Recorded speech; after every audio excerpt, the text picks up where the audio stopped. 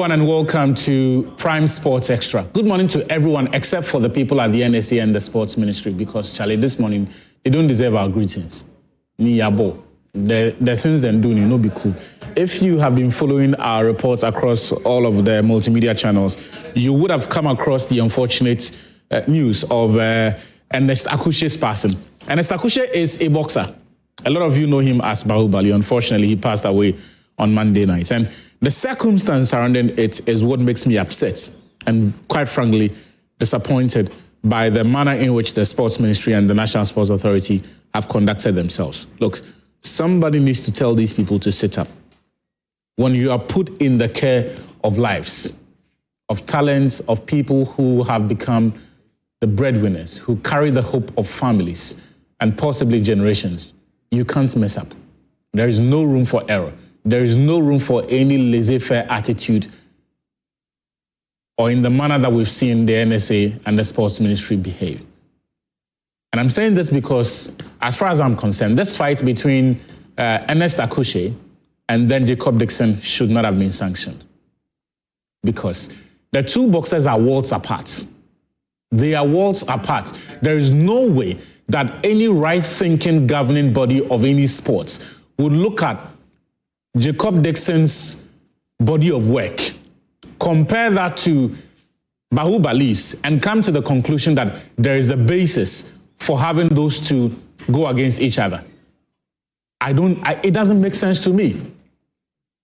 Because typically, you should have a ranking system, and based on the closeness of the two boxers on that points table, the promoters are able to fix a fight, or the matchmakers are able to make these bouts happen.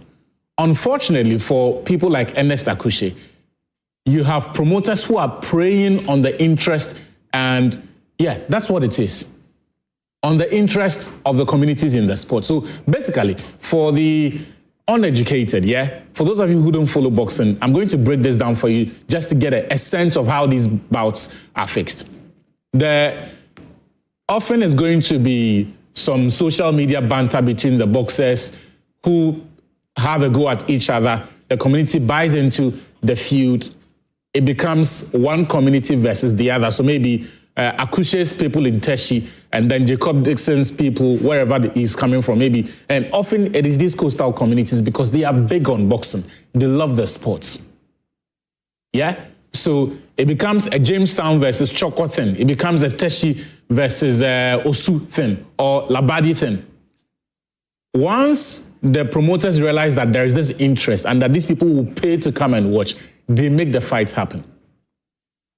And unfortunately for the rest of us, the GBA who are supposed to know better,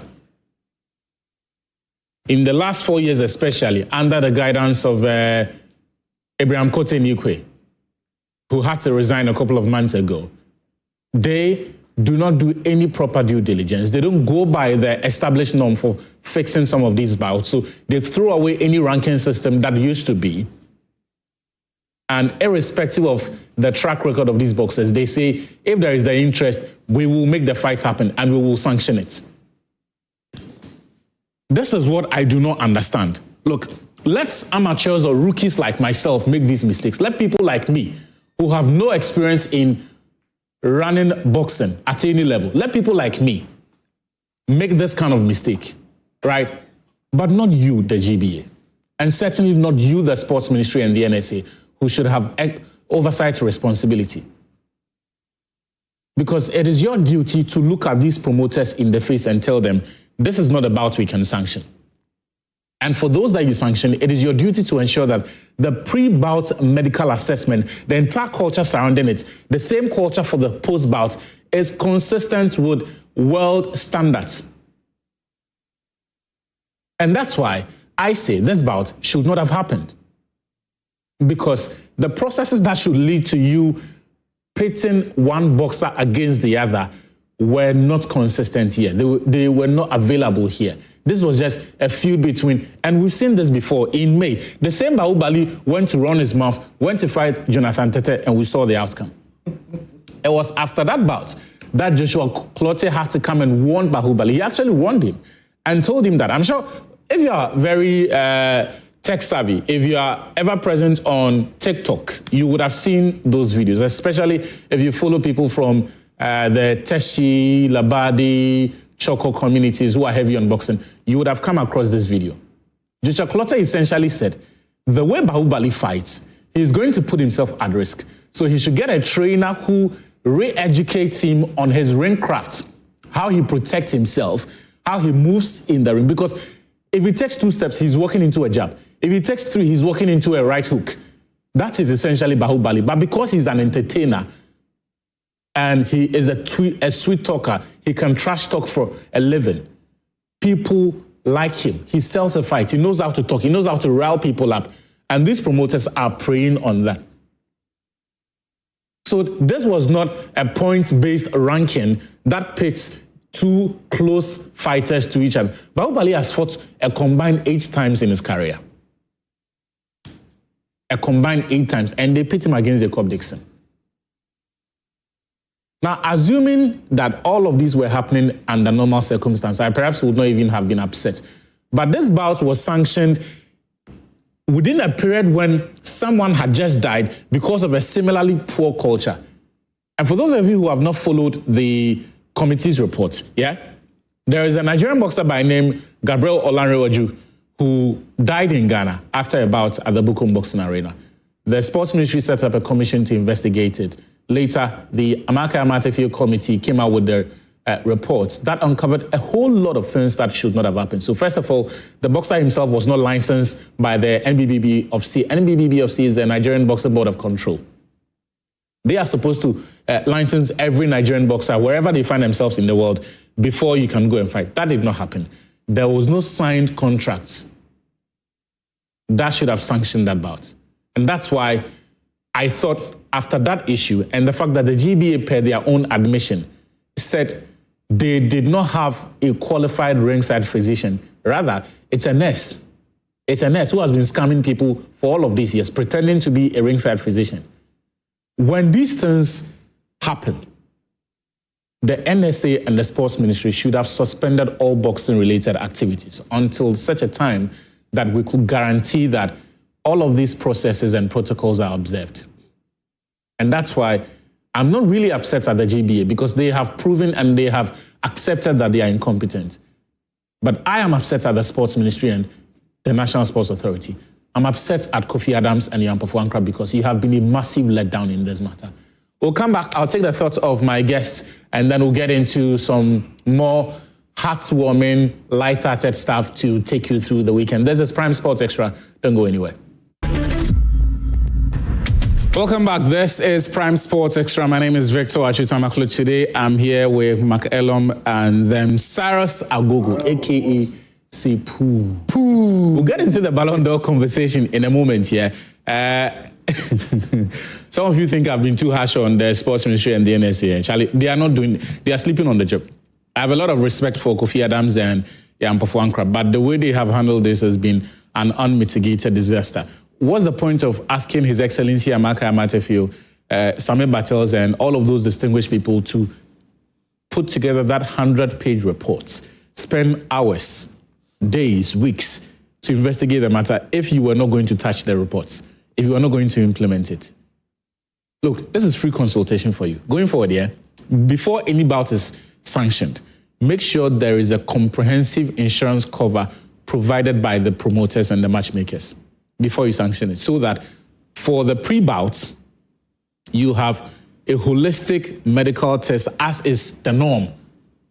But because you've allowed the GBA to mess around and put people's lives in danger, we will tell you what to do. Make sure that before the bout, you ensure that that bit is done. But more importantly, after the bout, because the Bahubali thing, I don't understand it. The guy has a medical issue. They take him to the hospital, and for whatever reason, they send him back. And when the issues recur, they take him to a prayer center.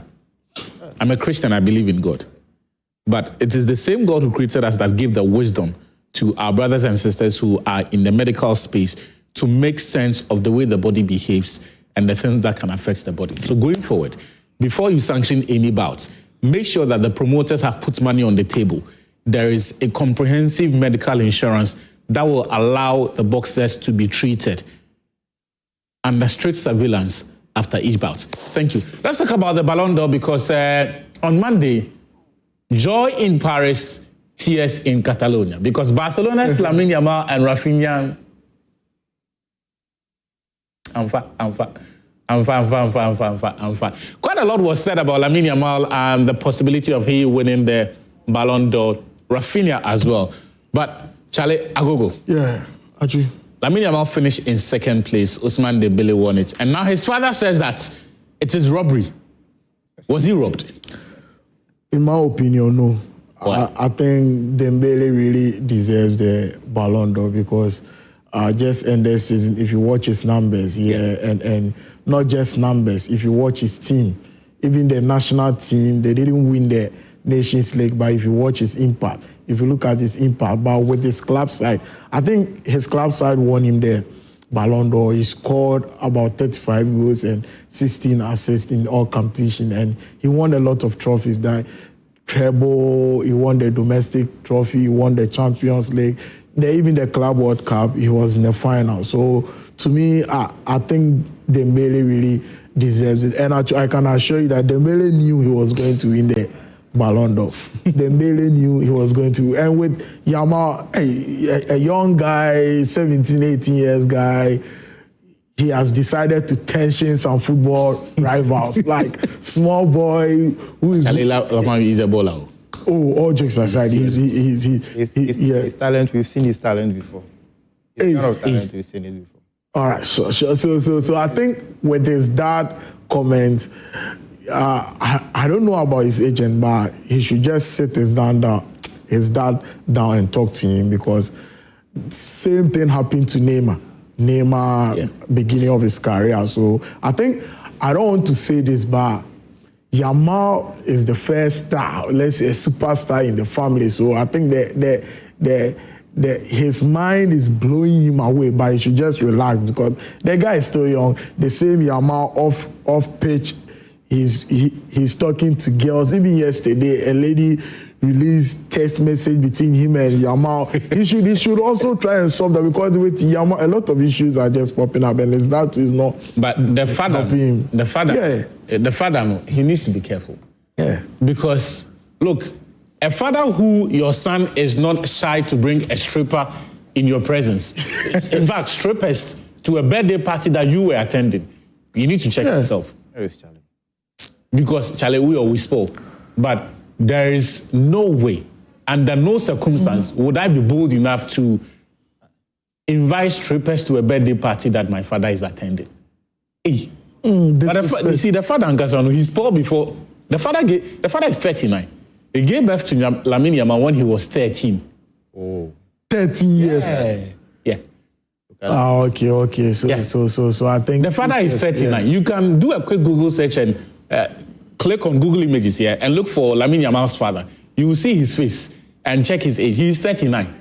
So you should not really be surprised. But Makelum, Ousmane Dembele though, I don't think this whole tantrum from the Yamal family should take the shine away from the season. Is that? I don't even know the reason why the Yamal family is trying to take this thing personal. Because on a scale of things, if you want to put last season's performance into perspective, Rafinha should be the winner to me. Rafinha should be the winner because Rafinha has been a revelation in the Hansi Flick era since Hansi Flick started. Because I quite remember last 2 seasons ago, before Xavi left Barcelona, now Barcelona was trying everything to ship out Rafinha. And he refused. Xavi, you don't play like that. You know what inside. If it's the correct place, you don't go see.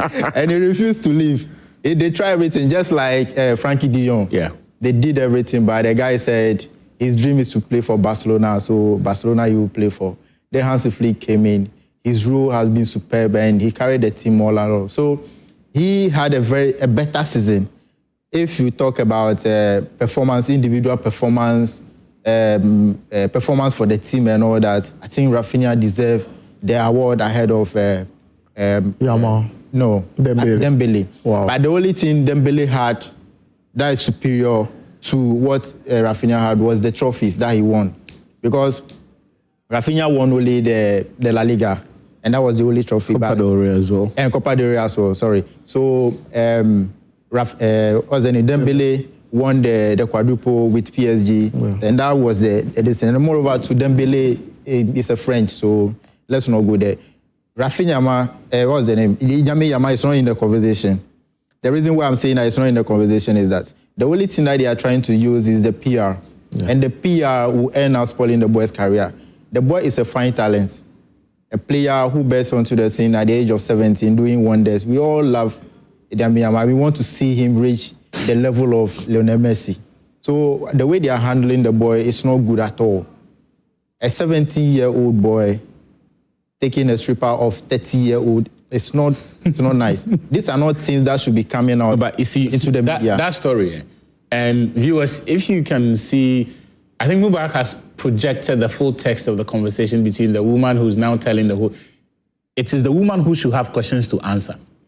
How are you, a 30-year-old woman, entertaining a teenager? Look, if roles were reversed, if Lamine Yamal, if it was a 30-year-old man who was making overtures to a 17-year-old girl, he'll be called a pedophile. Yes. Oh, He will end up in court. He'll be called a pedophile. Yeah. That's but because she is a model or stripper or whatever, and she's a woman, she is allowed to date any boy, however young he is, under the guise of, he's a superstar. Yeah, but I really want to know the reason why she released the text message. No. See, this part, because if this part, I don't care if this part. I don't care if what I'm about to say, you go pay you, especially for the woman. This woman, she has been a waste of everybody's time. Fati Vasquez or whatever her name is. Your value has expired. Brother man say, you know, go do again. Move on to you. They throw tantrums. You they tell everybody say some other me. I live by one philosophy, and I say this to all my friends: we only answer to God, and we all answer to God. His lifestyle, whether he sleeps with 10 women before a football match, it is up to him. So long as he can stay fit and produce on the pitch, the rest is between himself and his God. This thing of trying to emotionally blackmail or blackmail Lamine Yamal by saying that the weekend that you came, there was another woman who was saying that, I got here before you and we did what? Like you be the who? You be the who? Look at that. She wants to be the only woman that... Lamine Yamal is not married. He is an eligible bachelor. No. He is, per his own values, he is at liberty to date as many women as he wants. He is at liberty to go to holidays with as many women as he wishes, so long as he has the pockets to afford. Yeah. And look at the chat. He didn't mince words. He didn't deceive the woman. He said, "Where are you?" The woman said, "By you." Hey, Charlie. See, Lamine Yamal, he's a baller. Straight and direct, no messing around. See, it's not like I'm condoning wrong. I'm not here to check. The guy hasn't done anything wrong. He didn't deceive you. He told you that he's going to have a good time. Join him. Yeah. You said, but you have already left. He says, money no be problem. Wherever you did, tell me. Are you free? Private jets will come and pick you. What is the boy's crime? He hasn't committed any crime, but I'm only concerned because Yamal, as things stand, is an asset to Barcelona, and he's a super talent. If Barcelona decide to ship him today, they are going to make a good money on him because he's an academic graduate. Yeah. So at least they need to protect him because some of the things that we are hearing and reading off the pitch is not good for a fine talent like him. Lionel Messi, Cristiano Ronaldo, they all have life after football. But we barely hear of those lives. Have you heard of Ronaldo's stories? Even Lionel Messi. Ronaldo was worse. Lionel Messi, he comes out as some Cristiano. There is a story of a former Man United Marseille, and he was saying that for one of those, I think Britain's Next Top Model or something, he said every time Ronaldo was with him and he saw an episode of it, he would ask for the number of one model. Yes.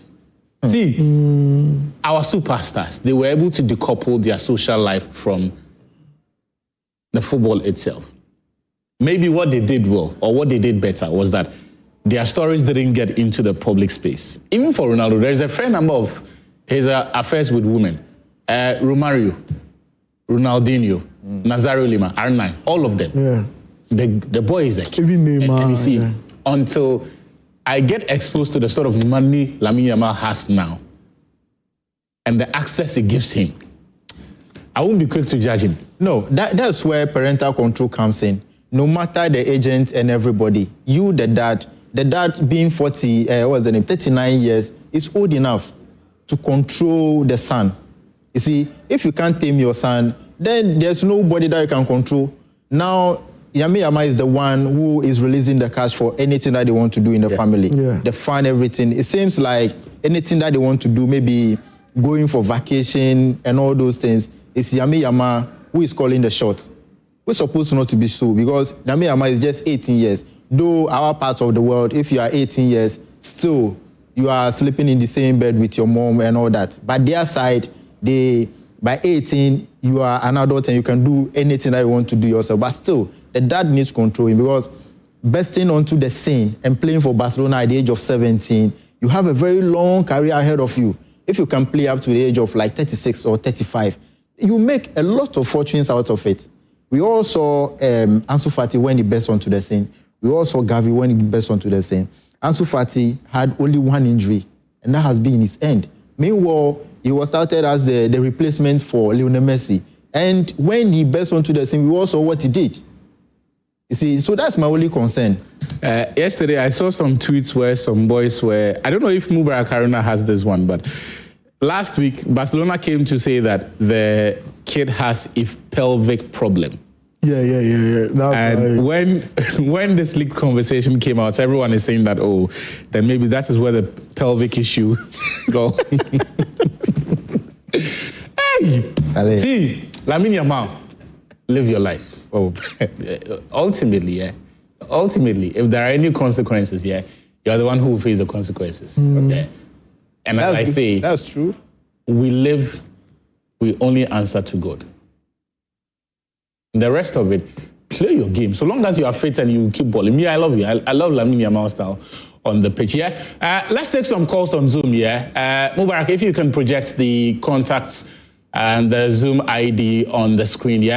Give us a call. And Prosper and his boys. Today, especially, I want to hear from the Barcelona fans and get to know what you make of the Ballon d'Or, whether or not.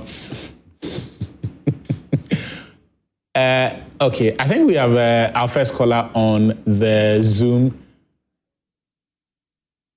Yeah, I think we have our first caller on the Zoom. Champ, Charlie, why you game like that? Relax and smile for me. Why? You lose bet or what? You lose on bet or what's up? Unmute your mic and then talk to me. What's your name? I still cannot hear you. Please unmute your microphone and then talk to me. Check the mic. But this guy, the first, it looks like he's added us to his Saturday morning routine, because every day he calls while he's on the road in his car. And That's good. I love that. It means we are becoming part of your life. And that's the essence of the show. It's not for the likes of us who sit here. It's for you. A platform for you to join in and then share your views on the most topical issues. Let's try again and see if this time we can hear him. Have you unmuted your microphone? I still can't hear you. Mubarak, if we can take another person and see if this time we'll have better luck. Can you hear me? He can hear you, but I still cannot hear him. Look, let's talk about the Premier League here. Manchester United are in action. Man United are in action at 11. yeah, 11:30. I don't. Mark Hello, Yep. can Amorim and his boys do it against Brentford? Well, it depends on the way they start the game. You look at United this season. I watched United during preseason, and I was hopeful they are going to translate that into the season, because they started the Premier League summer series that they play in the United States. Yeah. They were very, very good. If you watch them, the interplay, the connection between the players and all that, you could see and feel that the players are beginning to understand what exactly the coach wants to do. Until we started with that Arsenal game. The Arsenal game, the first 15 minutes wasn't our game until Arsenal scored the goal. When they scored the goal, then the boys came into the team and they played very, very well on that day. Then we were looking forward to the Fulham game, expecting that they are going to bring that energy again and then win that match. The first 15 minutes in that game, that Fulham game, they played very well. Within 10 minutes, they had about 5 shots on target. So we said, okay, let's see what happened until the second half started. Then the Fulham manager identified that there were 2 holding midfielders in the United midfield, and they were just left alone there. So they doubled up on them. They added 1 midfielder to it, and it became very difficult for Manchester United to get the ball. That's how come Fulham equalized the goal, and they end up playing 1-1. Then the Burnley game came, and then Man City game came. I don't know the United that will show up today. We are still not, I'm still not hopeful of what the players will do on the pitch, because the players, they become unpredictable. Yeah. They still look confused. They don't know what the manager is doing. One thing that I realized about them is that of late is that if they start games, the first few minutes, they play very well, because the defenders, they hold that high line. So if they hold the high line like that, it becomes, they make the pitch a bit compact. So they play the game very well. Then if the opposition begin to ride on them, then the defenders draw back, because Harry Maguire, Delete, and then Euro, they are not the quickest. Though Euro looks the quickest among all of them, but if you look at him, he's fairly young. He's barely 20. But look at the way we are using him. Meanwhile, Maguire and Co. supposed to command the defense. And these 2, they don't have the legs. So they draw back to the goalkeeper, leaving that hole in the midfield. Then teams begin to exploit the midfield. So I don't know how they are going to turn up today, but I pray they win. They're going to Brentford. A team last season it ended 4-3. Even though Man United, even the last 2 seasons they scored Manchester United. It's been 2 years since Manchester United won. And you see, if Manchester United should win today, we are going to break a curse for the Amorim. He's here to win 2 matches on the road since that's very bad record. Like, you see, he has played over 30 matches and he's here to win 2 matches on the road. 1 year. Yeah, and nearly a year since we appointed Amorim as our coach. So this game, we shouldn't even be on this platform and talk about tactics, how Manchester United is good. Just win this game. Just win. Just win. You scored Chelsea, some are saying red card, but you played against Chelsea. Like, you scored Chelsea. I think you guys have the confidence now. The confidence, so go into this game. You are playing against Brentford, and all jokes aside, they don't have their key players. They don't have Wisa. They don't have Mbuemo. Mbuemo is now playing for Manchester. No God. They don't have key players. Even they don't have a good coach. They have a coach who was just promoted from the reserve side to the senior side. Manchester United should just win this game. I don't care how we are going to approach this game. Just win this game. Just win. Look, for the next leg of the conversation, I'm going to break protocol and invite the Chelsea fans, because you people need to explain what happened to you last Saturday. Because of that result, Zach is feigning illness. He is not sick. He just didn't show up because he's dreading having to explain what his team did. Me, I backed Chelsea to beat Manchester United for the first time in my life because I wanted Amorim sacked. And you people disappointed me. Went out on a whimper. Look, Prosper. Yo. What happened? I won't even ask you how you're doing because I know you are still miserable from that defeat. What happened to your Chelsea? It's a long story. Tell me about that story. I told you after the show, I tweeted you and I told you that this kind of games does not depend on form. Does not depend on coaching. Oh, Prosper. It's just listen. Okay, I'm listening. It's a big match, and you know all the boys want to show all that. I'll score you. And so for me, I knew we cannot win the match. And you were running your mouth here. Oh yes. I told you. I texted you. You can go and check. No, you said it on Twitter, but when you joined the Zoom, you said Chelsea will beat Man United.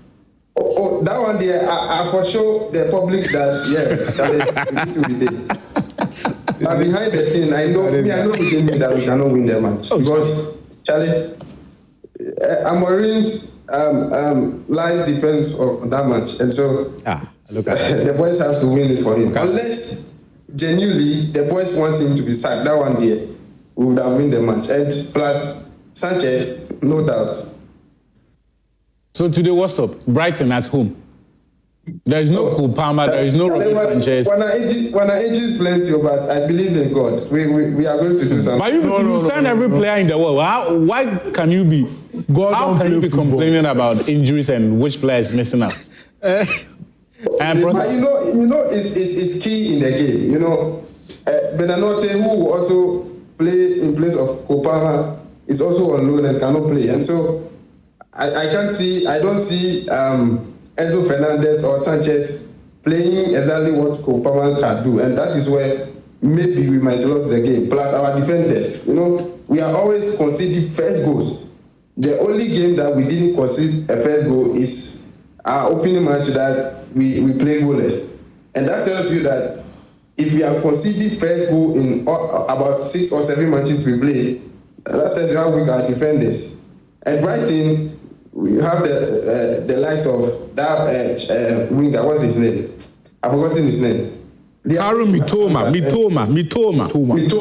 Mitoma. They are going to hurt us. So I'm just waiting to see how Maresca is going to find solutions to our problems. But Charlie, I believe in Chelsea. We can do something. But I want to tell like a draw. Like a draw. I'll go. I want to tell you something. He should keep on doing those videos he has been doing on X. He should keep on doing them. The one where he was dancing. I'm monitoring him closely. The day that Man U will lose, I'll see what he will do. Prosper, thank you very much for joining. If you're a Chelsea fan, I would like to know from you whether or not you have faith in this team to get it over the line against Brighton. Yeah, join the Zoom and talk to us about the Brighton game. But Prosper, before you go though, quick predictions on the rest of the games coming up. Mubarak, if you can project the rest of the fixtures, and Prosper will go through them with us, even as we take the other call. So he says Brighton should be able to do, Chelsea should be able to do something against Brighton. So like I'm looking at a draw. Yeah? I'm looking at a draw. Yeah, Prosper. Let me start from Brentford and Man United. Eli Kiko. Man United. Be careful what you say. 3 goals to 2. Man United will win by 3 goals to 2. It's losing 3 goals to 2. Look at this, and you want Chelsea to win. I expect Chelsea to win 1 goal to 0. No, you won't keep a clean sheet. No. The Chelsea that cannot keep a clean sheet today, they will suddenly develop their ability to keep a clean sheet. I'm praying to see how Enzo Maresca is going to find a solution to our problem, and I believe in solving it. So as for prayers, we have the likes of the young guy, Joshua Champon. So we believe. Yeah. Okay. Liverpool take on a Crystal Palace team that is unbeaten in their last 17 games in all competitions. That game is going to be a very difficult game for Liverpool. I am going for Liverpool win or draw. Liverpool win or draw. Leeds United also take on AFC Bournemouth. Antoine Semenyo will be leading the attack. Is this a game where he scores? Leeds United is very difficult to break down. And so I'm looking at a goalless draw. Goalless draw. Man City, Burnley. Oh, Man City all the way. Nottingham Forest, Sunderland. Nottingham Forest. Spurs, Wolves. Oh, Spurs. Aston Villa, Fulham. Fulham win or draw. Newcastle United, Arsenal. Arsenal win. And Everton, West Ham. Oh, Everton, West Ham, they forsake the Makocho. Otherwise, I've said relegation. By the end of this week. But a little on the Ballon d'Or. Okay. I heard you saying that Lamine Yamal, you know, what we see as something that you cannot do before your father. For them, maybe they don't care about that. And so let's allow Lamine Yamal to enjoy his life, but he's too young for that. He should just calm down. You know, the Ballon d'Or too. He's too young for which one? On your, Wait. say again. He's too young for what? Parties or what? No, the exposure on social media, his private life coming on social media. That's what I'm talking about. Prosper, thank you very much. We're going to end the show with a quick, some hot takes on Sergio Busquets. He announced this week that he's going to retire at the end of the current MLS season. You know, he plays for Inter Miami, but had an illustrious career in Spain where he won the treble twice. First in 2009 in his debut season, and then in 2015, 6 years later, he won the treble again with Barcelona. Won the World Cup in 2010 with Spain and won the European Championships in 2012 as well.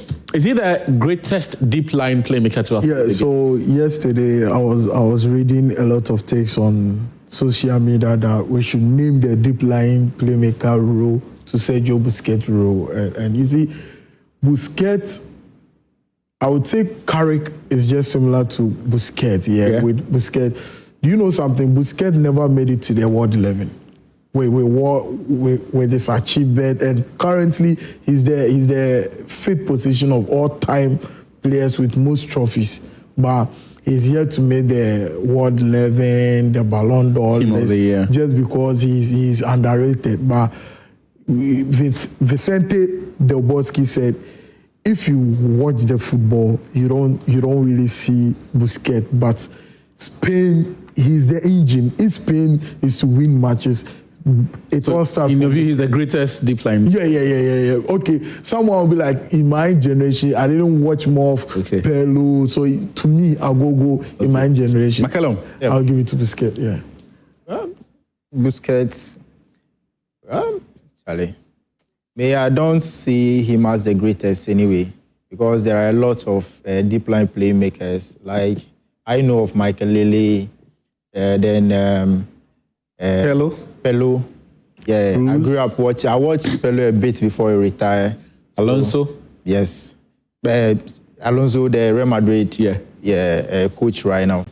But I wish him happy retirement because he did very well at Barcelona. He's been that anchor to the midfield at Barcelona, and he did very, very, very well. He's one of the players I enjoy watching at Barcelona. That combo, Sergio Busquets, Iniesta, and then Xavi, those three, Charlie. I think 2009 Champions League final. Yeah. Charlie. That time I was in secondary school. The way I cried that day. Manchester United. The way I cried that day, I was watching Alex Ferguson on the touchline shaking. The way they discipline United midfield that day. He's a fine player, but he's someone that I personally don't like because of the antics on the pitch. I hate players who try to play act and that kind of thing. If you do that, like the dive, pretend as always trying to buy. But those things are all part of the game. You look at somebody like Cucurella. The coach intentionally asked him to do those things. If you consider the Ballon d'Or and FIFA Player of the Year awards, FIFA Best Awards, it is a key requirement before they acknowledge you as best players. Fair play and that is part of it. It's not something we should be encouraging. Anyway, thank you, gentlemen, for coming. You've given us a wonderful show, and thank you, the viewers who have been watching us. Okay, so my producer says I should allow you to finish that point. Okay, so look, let's get into La Liga, Let's get into La Liga and talk about Real Madrid next, because he told me the reason I was about to wrap up was that you said 6 minutes. That's why. Okay. Let's talk about La Liga. There is a big game happening later today, Atletico Madrid versus Real Madrid. Atletico can't seem to catch a break. La Liga, first 3 games, disastrous. Then Champions League, another disaster. In midweek, they got a brief reprieve through Julian Alvarez. But against Real Madrid, is this the watershed moment for Atletico season? The Atletico thing, I don't even want to talk about it, because Diego Simeone is behaving like, let's say the owners of Atletico Madrid, they are behaving like the way Arsenal owners are behaving.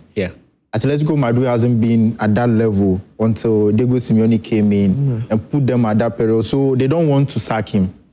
That's what they are doing right now, because every season he's making sure they qualify for the Europe, and then Champions League revenue keeps coming in. Then he keeps buying the players, and he's not delivering like the way we all thought he would do. When you say he's not delivering, what do you mean? I want at least every season should be a season for trophy winning. If not for Atletico Madrid. Yeah, if not. Has that been their standard? No. That's what I'm saying. That you see the level that he's taking the team to. Yeah. They should be at that level where at least every season, if not Copa del Rey, or they focus on La Liga to win, at least they can do that. They can beat Real Madrid and Barcelona to one trophy. They can easily beat. If you look at Real Madrid this season, though they are winning matches, but they are just winning. They are just going through matches. They are not playing to what exactly Alonso is teaching them. So we are going to watch this afternoon exactly what they've been doing. If they are able to nip this game and then beat Barcelona, then I will know that Alonso is truly doing something. Because up to now, I don't even know what exactly they are doing. Though they are winning matches. They are winning matches, but it looks like they are not gelling. They are just using individual brilliance to win matches. That's what they are doing I now. don't really think so. Okay. I think we should be fair. Alonso is really cooking because coming because coming to a team like Madrid, at you the pressure wise and especially Agogo, I criticize Alonso that he's not that guy because I didn't watch much of Leverkusen, but he came to Real Madrid and you see the pressure. Even Carlo Ancelotti last season suffered a lot, 7 out of 7, and you see we all thought he was going to play the three-back system, but he came in and he took his tactics. That's why most Manchester United fans don't really agree with Amorim, because as a good coach, if your own system is not working, we are not saying change from the three-back. We do have types of three-back. Yeah. So with Alonso, in some games, you will start with 4-back. The same game, in-game management, you will change to a 3-back system. So Alonso is working. And you see, we want Madrid to play ball possession, the tiki-taka stuff, but that's not Madrid. No, the Madrid has never played that. Yeah, so that's what Alonso is doing. So if you put it in this way, that they are yet to meet a real test, or maybe Atletico is going to be a real test against Madrid, fine. But in this game, I don't see Atletico beating Madrid because they are not even playing as a team. Atletico rather is using the individual brilliance, Alvarez, 22 matches. Griezmann is without a goal. 22 matches. Last 22 La Liga matches. Some players are not playing well, and the coach himself is always about defensive playing with tactics. You sign a midfielder and you play him as a winger. And you bench the natural winger, Almeida. Now you sign a key player, a good prospect from Lyon, and you are playing him as a wing back.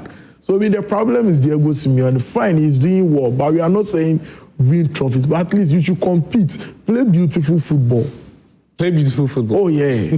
By this season, he's not playing. I think from last season, he hasn't been defensive like that. Are you sure? Oh, yeah. I think right now he's playing expansive football in a way. Look, Haruna has just projected some crazy numbers on the screen, yeah? Mbappe. Yeah. In Mbappe's first 40 La Liga games, he scored 38 goals. That's massive. Cristiano reached 37.